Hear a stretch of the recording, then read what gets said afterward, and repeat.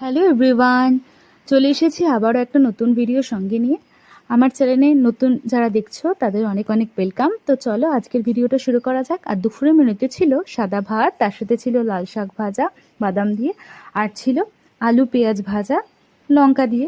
তো এই আলু পেঁয়াজ ভাজা গরম গরম ভাত দিয়ে খেতে খুব ভালো লাগে। আর ছিল সুন্দর একটা পাবদা মাছের ঝোল আলু দিয়ে, শুধু আলু দিয়েই করেছিল মা, বেগুনটা ছিল না তাই মা করেনি, আলু দিয়ে করেছিল। তো দেখো তো কালারটা কেমন হয়েছে, খেতেও কিন্তু খুব ভালো হয়েছিল।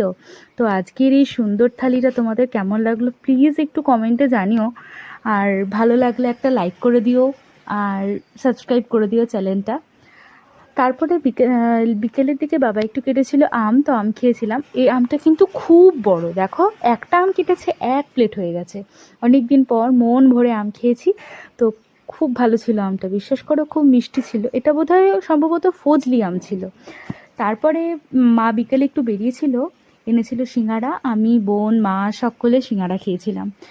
আর রাত্রেবেলা বম্মাদের ঘরে নিমন্ত্রণ ছিল, তো করেছিল ভাত, সাথে ছিল পেঁয়াজ দিয়ে মুসুরির ডাল, আর ছিল মুসুরির ডালের বড়া, আর সঙ্গে ছিল সোসটাপার মাটন কষা আলু দিয়ে লাল লাল ঝোল। তাহলে আজকের মতন আসি, কেমন লাগলো ভিডিওটা অবশ্যই জানিও।